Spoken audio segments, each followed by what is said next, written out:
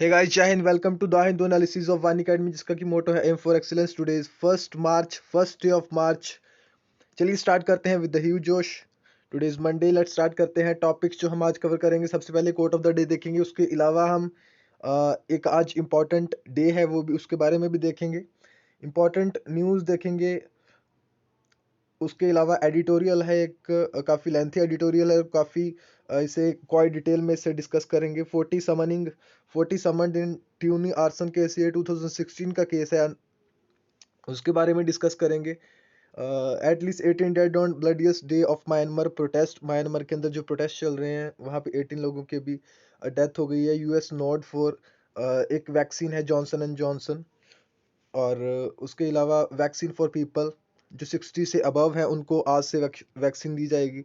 Satellite launch a high point in space ties, says Brazil India sorry says India Brazil. ये इसी के साथ आएगा क्योंकि इसरो ने अभी पीएसएलवी के जरिए C-51 एक पीएसएलवी है जिसके जरिए ब्राजील के और जैसे यूएसए और भी कंट्रीज के उन्होंने सैटेलाइट्स हैं वहाँ पे लॉन्च किए हैं। स्टार्ट करते हैं कोट ऑफ द डे के साथ। कोट ऑफ द डे से पहले हम देखेंगे 1 मार्च है आज, और आज है zero discrimination day. Zero discrimination day against women and girls. March 1 ये आप याद रख सकते हो, यूएन की तरफ से ये डेजिग्नेटेड है ये डे। स्टार्ट करते हैं कोट के साथ। डॉक्टर एपीजे अब्दुल कलाम का ये कोट है, द पीपल्स प्रेसिडेंट जिन्हें बोला जाता था। To succeed in your mission you must have single minded devotion to your goal. अगर अपने मिशन में आपको सक्सीड होना है तो आपका जो डिवोशन है वो सिंगल माइंडेड होना चाहिए। कहने को तो हम बोल देते हैं कि हाँ हमारे पास एक बैकअप प्लान भी होना चाहिए, चलो वो भी नेसेसरी है, लेकिन बैकअप जो प्लान है उसके बारे में आपको जब आप फर्स्ट टाइम प्रेपरेशन करते हो तब आपने उसके बारे में नहीं सोचना। आपने जो आपका फर्स्ट एम है उसी की तरफ आपने फुल फोकस करके आपने प्रिपरेशन करनी है। इंपॉर्टेंट जो न्यूज़ है आज की उसके बारे में डिस्कस करते हैं। सबसे पहले इसरो पुट्स ब्राजील्स एमाजोनिया 1 सैटेलाइट का नाम है ब्राज़ील की। और इसरो जो कि सबसे पहले इसरो के बारे में देख लेते हैं। ISRO Indian space research organisation एक स्पेस एजेंसी है इंडिया की, एंड फॉर्म्ड 15 अगस्त 1969 को। 51 ईयर्स से पहले ये फॉर्म हुई थी। और इससे पहले इनकोस्पार एक प्रीसीडिंग जो इसकी एजेंसी थी, ये एक स्पेस एजेंसी है। हेडक्वार्टर इसका बेंगलोर कर्नाटका के अंदर है इसरो का, एंड चेयरमैन इसके के सिवान है। एंड उसके बाद चंद्रयान जो मिशन है वो भी इन्हीं के टाइम पे लॉन्च हुआ था। और उसके अलावा चंद्रयान 3 2 जो यहाँ पे था, उसके अलावा ऑनर जो ये इसका है डिपार्टमेंट ऑफ स्पेस के अंडर आता है, डिपार्टमेंट ऑफ स्पेस। उसके अलावा ये आप इसका बजट देख सकते हो, उसके एम्प्लॉयज यहाँ पे देख सकते हो। डिस्कस करते हैं इस न्यूज़ के बारे में। इसरो पुट्स ब्राजील्स एमाजोनिया 1 जो कि सैटेलाइट का नाम है 18 other satellites into orbits. Total जो है 19 सैटेलाइट्स जो हैं ब्राज़ील ने, including Brazil's earth observation satellite. Brazil की जो सैटेलाइट है sorry, that is earth observation satellite Amazonia 1 were carried by polar satellite launch vehicle. PSLV की फुल फॉर्म आप याद रख सकते हो, पोलर सैटेलाइट लॉन्च व्हीकल, जो कि PSLV C-51 है। 13 satellites were from US. 5 satellites including the Satish Dhawan satellite from Chennai based Space Kids India were built by students. 5 जो स्टूडेंट्स के द्वारा सैटेलाइट बिल्ड की गई थी वो लॉन्च हुई हैं। 13 जो है फ्रॉम यूएस है, ब्राज़ील की भी है। एक जो ब्राज़ील की सैटेलाइट है that is earth observation satellite है, जो कि डिफॉरेस्टेशन को एक ऑब्जर्व करेगी वहाँ पे। First dedicated launch by new space limited PSU। 2019 के अंदर डिपार्टमेंट ऑफ स्पेस के अंडर ही एक PSU सेटअप हुआ था जिसे बोलते हैं न्यू स्पेस इंडिया लिमिटेड। एक PSU है, पब्लिक सेक्टर यूनिट है, जो कि डिपार्टमेंट ऑफ स्पेस के अंडर आता है। और इसरो भी डिपार्टमेंट ऑफ स्पेस के अंडर आती है। And new space India limited एक PSU है जो कि एक इसरो की ही आर्म है। ISRO has till date launch 342 foreign satellites. अभी तक देखिए कितनी अच्छी बात है हमारे देश के लिए कि सबसे पहले हमारी जो कंट्री थी वो दूसरे देश के पास, फॉरेन कंट्रीज के पास हमें जाना पड़ता था ताकि वहाँ पे हम अपनी जो अ, वो हमारी सैटेलाइट लॉन्च करें। और आज एक दिन है कि हमने टिल डेट आज तक 342 जो फॉरेन सैटेलाइट्स हैं अराउंड 34 कंट्रीज की, including the developed Nations, for example USA, उन जैसे देशों की भी जो सैटेलाइट्स है वो हमारे थ्रू लॉन्च हुई हैं, इसरो के थ्रू। काफ़ी बड़ी बात है हमारे देश के लिए। Amazonia 1 with a mission life of 4 years will monitor deforestation। Amazonia का पर्पस क्या रहेगा यहाँ पे कि जो डिफॉरेस्टेशन है उसको मॉनिटर करना है, अमेजोन वाला जो रीजन है। The Satish Dhawan satellite has an engraving of prime minister Narendra Modi on the top panel to show solidarity and gratitude for the Atmanirbhar initiative and space privatisation. Deep impact इससे क्या होगा? पीएसएलवी जो पोलर सैटेलाइट लॉन्च व्हीकल है C-51 lifting of from Satish Dhawan space centre in Sriharikota on Sunday. ये यहाँ image है, यहाँ की लाइव जो सैटेलाइट यहाँ पे लॉन्च हुई थी उसकी इमेज है, ये एग्जैक्ट इमेज जो है इसकी। और आप याद रख सकते हो न्यू स्पेस इंडिया लिमिटेड एक पीएसयू है। और किस डिपार्टमेंट के अंदर आता है? Department of space. कब बना था ये? 2019 के अंदर ये बना था। और इसरो किसके अंडर आती है? इसरो भी डिपार्टमेंट ऑफ स्पेस के अंडर आती है। GS2 में काफ़ी इंपॉर्टेंट रहेगा ये।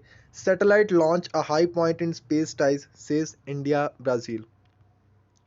द सक्सेसफुल लॉन्च जो हुआ इसका अमेजोनिया 1 सैटेलाइट का इसरो के द्वारा marks a new high point in the space cooperation between the two countries Brazil और India that began nearly 2 decades ago. Decade यानी कि 10 years का समय, और 2 decades ago the launch was witnessed by visiting Brazilian minister of science technology and innovation Marcos पॉन्टेज।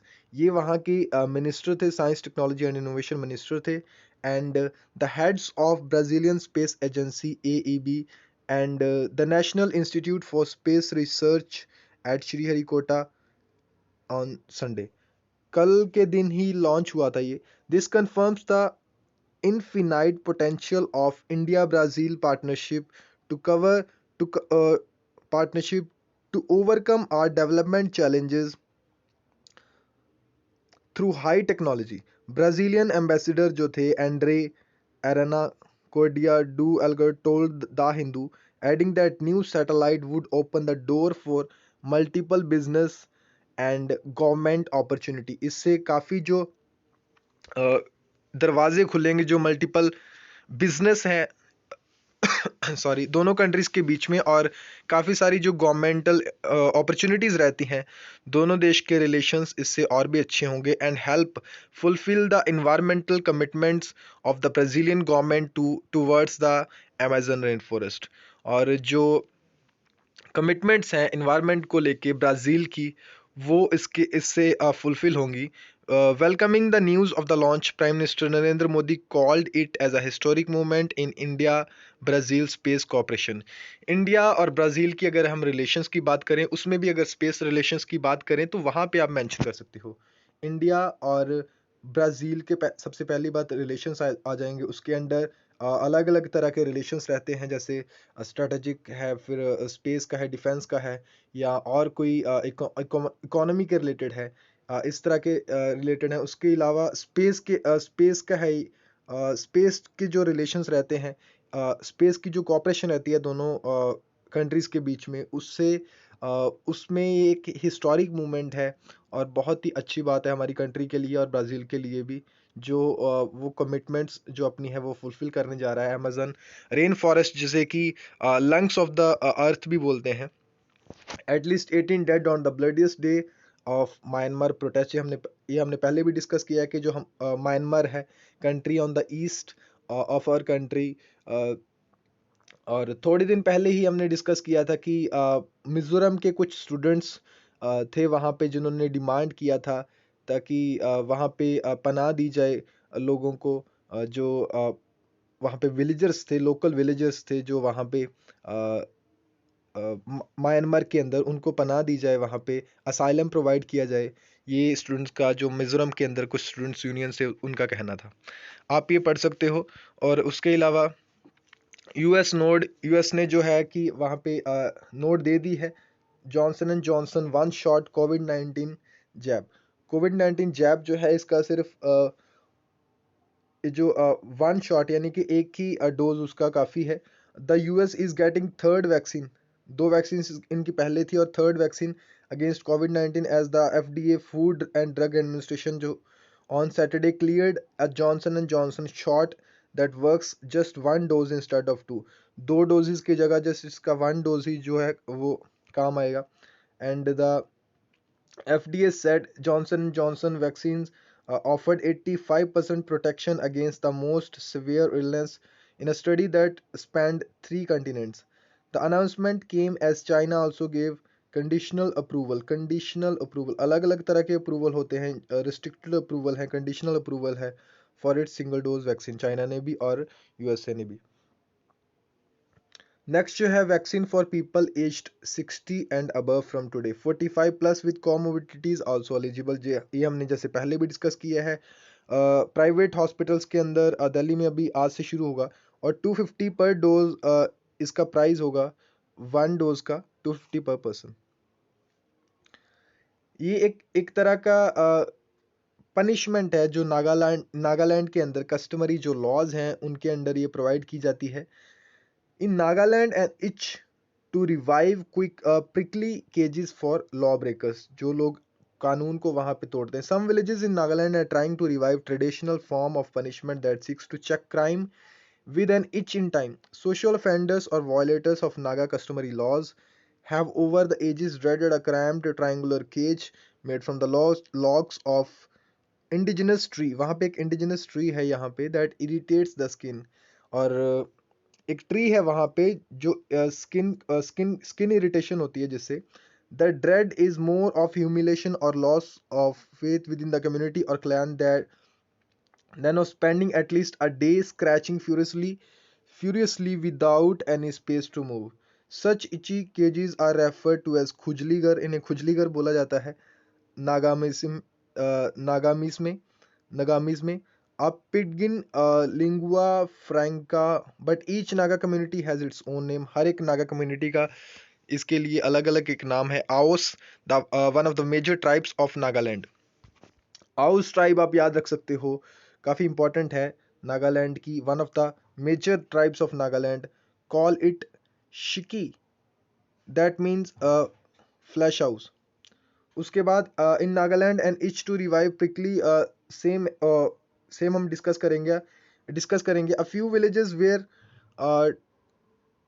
villages where traditional practice are very strong still prescribes this form of punishment, a deterrent for offenders of various shades including robbers and drug addicts. Many villages are trying to revive it।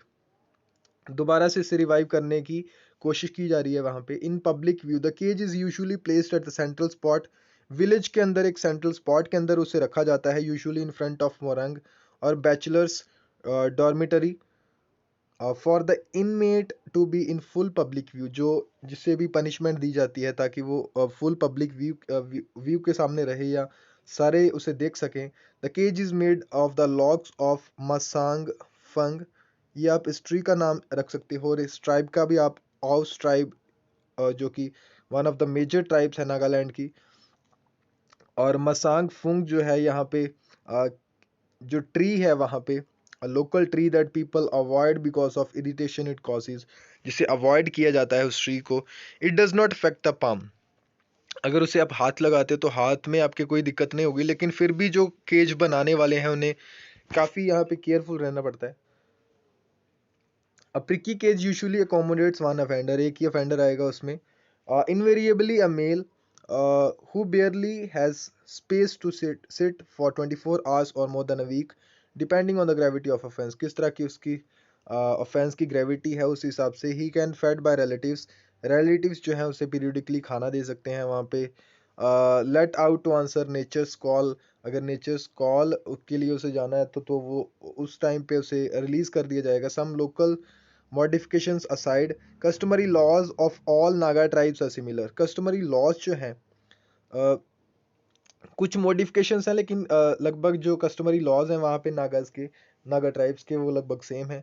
The khujligarh to use to be common until the lockups came up in police station.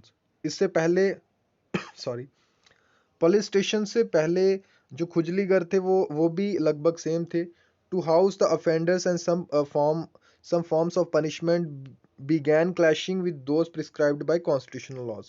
और उसके बाद जो constitutional law की punishment थी उसके साथ clash करने लगी.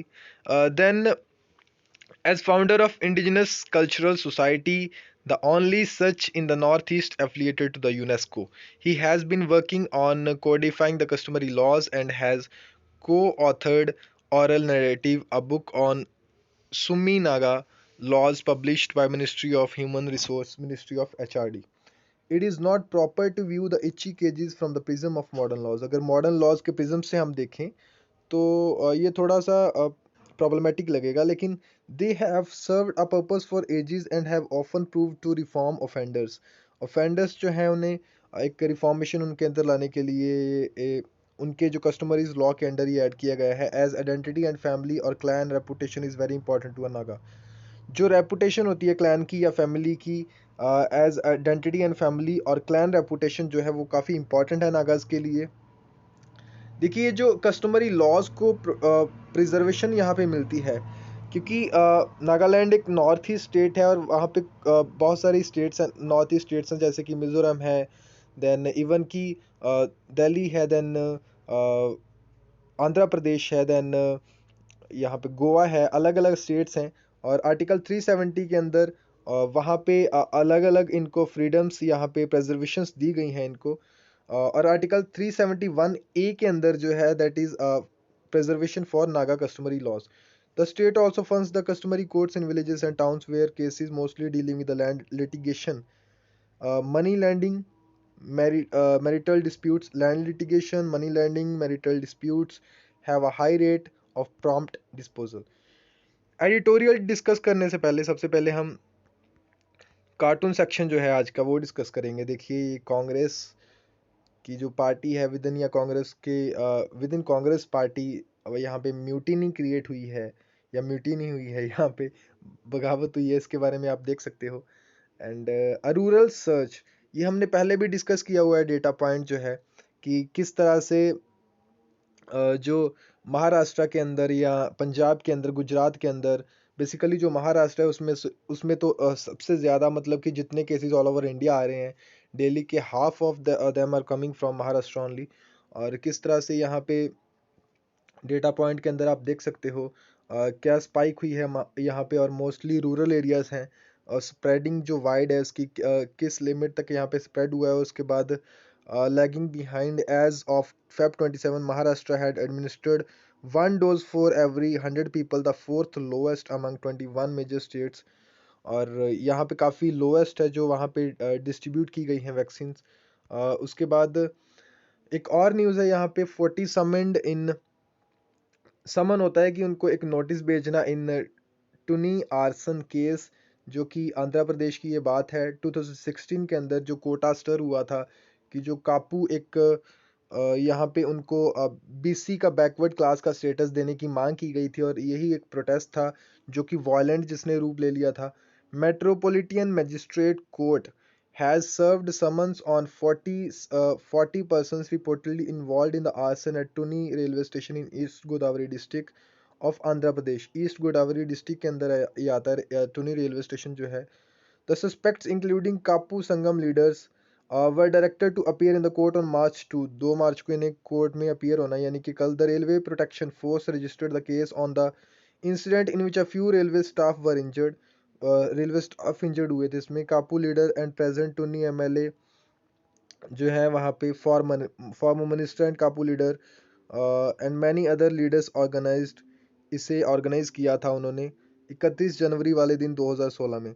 और क्या डिमांड कर रहे थे कि जो कापू कम्युनिटी है उसे बैकवर्ड क्लास की कैटेगरी के अंदर रखा जाए.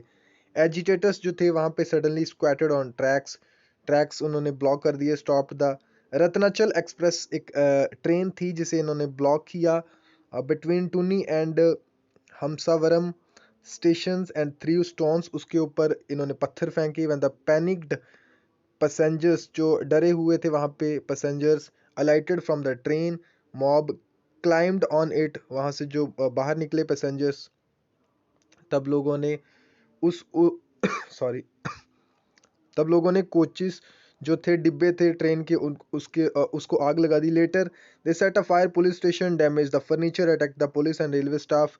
The activist torch a few police vehicles with Kapu meeting and protest turning violent. Thousands of people who attended the meeting, local residents. The railway personnel ran helter skelter to protect themselves. Additional police forces from were rushed to tuning. The government, railway police and RPF personnel registered cases against, और 2016 की ये बात है, ये आप याद रख सकते हो। और अभी इनके खिलाफ नोटिस आया है, इन्वेस्टिगेशन अभी भी फिलहाल चल रही है। और न्यूयॉर्क टाइम्स के अंदर एक न्यूज़ आया था कि कैसे हमारे जो व्हील्स ऑफ जस्टिस हैं, किस तरह से स्लोली, किस तरह से वो मूव कर रहे हैं। और एक बहुत ही इंपॉर्टेंट एडिटोरियल है आज, जिसे कि हम डिटेल में डिस्कस करेंगे। Wolf in watch dogs clothing, यानी कि भेड़िया है, वॉच डॉग होता है कि जो सिर्फ वॉच रखता है, जैसे कि इलेक्शन कमीशन है, या यूपीएससी है, या इस तरह के जो कमीशंस रहते हैं, और कैग भी, और जो कि एक ध्यान रखते हैं, एक वॉच रखते हैं। और गवर्नमेंट को ये पॉइंट आउट किया गया है, क्रिटिसाइज किया गया है इसके अंदर। Instead of soft touch monitoring, the government has opted for predatory new rules.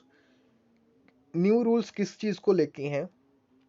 Basically यहाँ पे रेगुलेट करने की बात की गई है, जितने भी यहाँ पे डिजिटल प्लेटफॉर्म्स हैं, क्योंकि सोशल मीडिया प्लेटफॉर्म्स या डिजिटल जितने भी प्लेटफॉर्म्स हैं, विद द आइडिया ऑफ, क्योंकि ताकि वहाँ पे with the idea of redressing user grievances and ensuring compliance with the law are deeply unsettling, as they will end up giving the government a good deal of leverage over, और government को एक leverage मिल जाएगा over online news publishers and intermediaries. This holds troubling implications for freedom of expression and right to information. ये एक freedom of expression और right to information RTI act जो 2005 का था, और उसके बाद 2019 के अंदर रिसेंटली उसे अमेंड किया गया, वो भी काफ़ी इंपॉर्टेंट है। इलेक्ट्रॉनिक्स एंड आईटी मिनिस्टर जो हैं, while launching the information technology rules, कौन से हैं? Information technology guidelines for intermediaries and digital media ethics code rules 2021। The information technology guidelines, information IT guidelines for intermediaries and digital media ethics code guidelines for intermediaries and digital media ethics code rules 2021। ये आप याद रख सकते हो।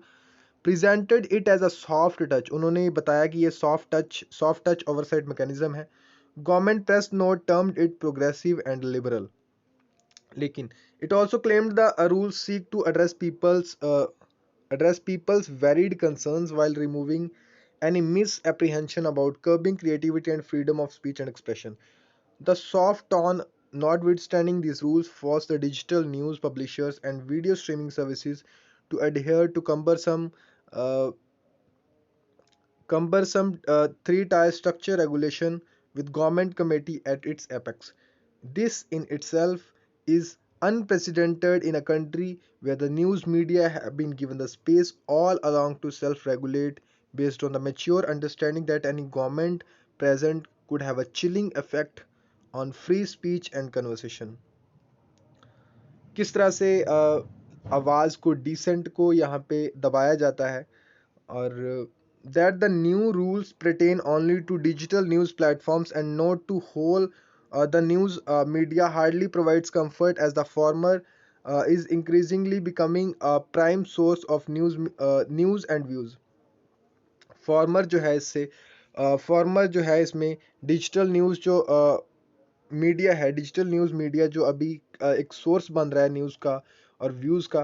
The further it is of significant concern that the purview of IT information technology act 2000 जो है, जिसको कि श्रेय सिंगल केस में जो इसका 66A जो इसका सेक्शन है, उसे वहाँ पे null and void डिक्लेयर किया गया था, has been expanded to bring digital news media under its regulatory ambit without legislative action, which digital liberties organizations such as Internet Freedom Foundation have flagged.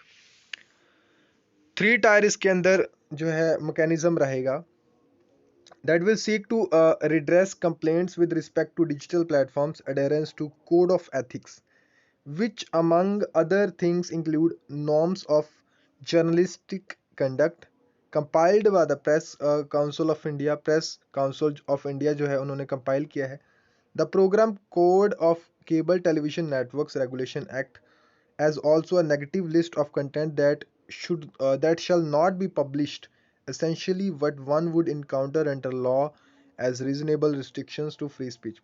While there is not much that is wrong with the code of ethics per se, what is problematic इसमें problematic है क्या actually is that it will take little to bring the regulatory mechanism to vicious life. Regulatory जो regulate करने की बात की गई है यहाँ पे वो तो बहुत ही कम है.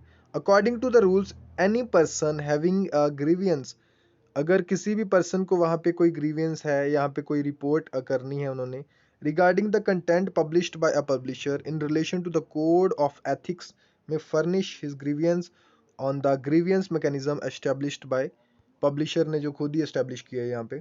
सो literally anyone could force a digital platform, कोई भी उसे फोर्स कर सकता है to take up an issue.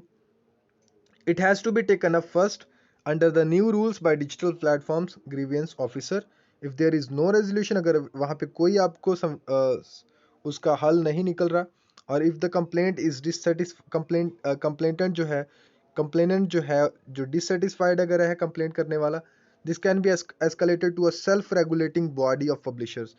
सबसे पहले एक ग्रीवियंस ऑफिसर होगा, उसके बाद सेल्फ रेगुलेटिंग एक बॉडी ऑफ पब्लिशर्स होगा.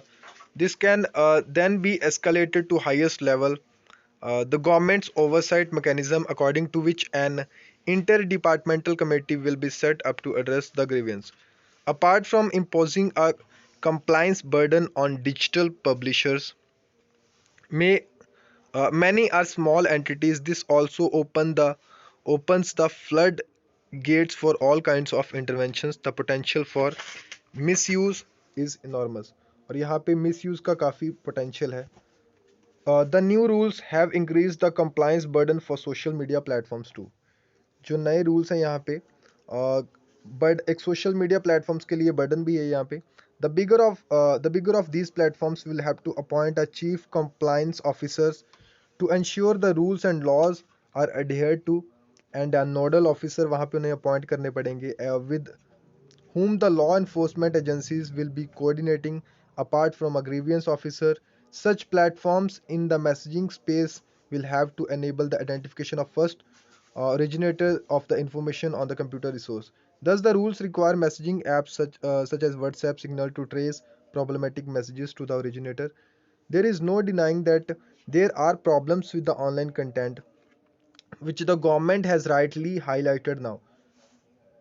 इसमें कोई दो राय वाली बात नहीं है कि यहाँ पे प्रॉब्लम्स हैं with the online content which the government has rightly जिसे हाईलाइट किया गया है अभी. It's release has refer to the जो इसकी रिलीज है 2018 के अंदर जो सुप्रीम कोर्ट की ऑब्जर्वेशन थी that the government may frame necessary guidelines to eliminate child pornography, rape, gang rape imageries, videos and sites in content hosting platforms and other applications. Beside making a mention of discussions in parliament के अंदर इसके ऊपर discussions भी हुआ about the social media misuse and fake news के बारे में. और recently अभी fake सुप्रीम कोर्ट ने 2021 के अंदर ही कहा था गवर्नमेंट को कि आप एक कमेटी बनाइए फेक न्यूज़ के related. Some amount of tightening of policy is inevitable given new challenges, but it would be wrong to imagine that by implanting itself in grievance redress process or by making platforms share more information, the government can solve these problems. यानी कि एक imaginative है ये कि government इससे ज़्यादा जो problems है उसे सॉल्व नहीं कर पाएगी. It could provide counterproductive in a country where the citizen still not have the data privacy का लॉ नहीं है यहाँ पे to guard themselves against excess committed by any party.